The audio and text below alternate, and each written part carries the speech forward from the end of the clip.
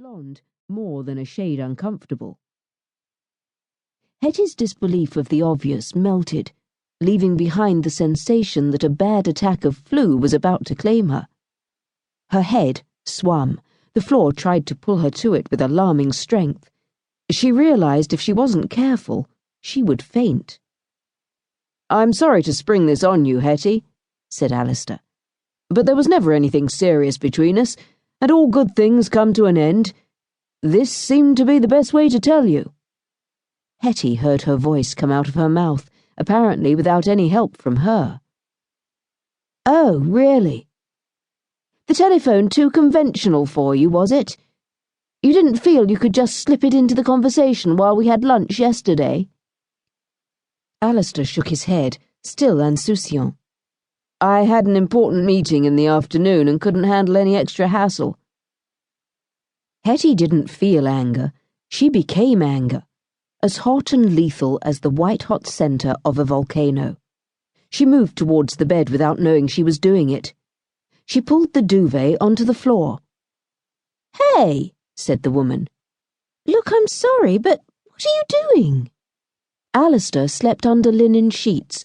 Nothing synthetic was allowed near him, except, Hettie observed, as though from a long way off, the blonde at his side.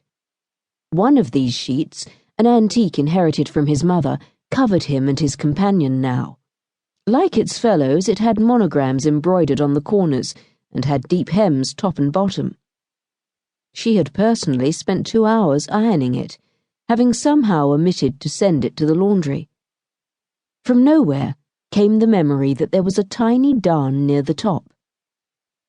They should have been warned when she pulled off the duvet, but Alistair and his friend seemed unprepared for any reaction.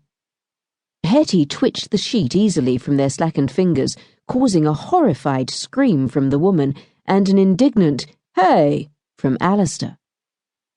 Their modesty was not threatened. Hettie didn't even glance at them as she picked up the sheet and ripped it, her teeth locked onto one half, the other being pulled with her hands in a rolling motion, like a conjurer producing coloured handkerchiefs out of his mouth. The sound, as the ancient linen tore, was supremely satisfying, drowning Alistair's cries of distress and the blonde's admonishings. Only when the sheet was in 2 halves at Hettie's feet did she look up. The woman had picked up the duvet and was cowering under it. Alistair, furious, had got out of bed and was striding towards her. "You little bitch! That's an antique you've just ruined.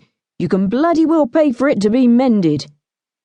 On a cloud of rage, Hettie felt elated, invincible. But she wished to avoid Alistair's furious onslaught, and so left the bedroom and closed the door, shouting through it, "You're a turd, Alistair, a coward and a turd. You didn't tell me we were finished because you couldn't be bothered to work out how, so you just got your lady friend to help you act it out." "There's no need to be rude. There may not be any need, but there's one hell of a lot of justification." She retreated rapidly down the cottage stairs before Alistair could find his silk boxer shorts and set off in pursuit.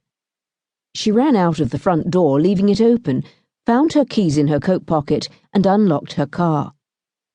The first flush of rage was leaving her. It took her a few tries to start the car, and when it did start, she put it into first instead of reverse. She shot forward into Alistair's Porsche. She hadn't meant to do it, and had only hit his bumper and did little damage.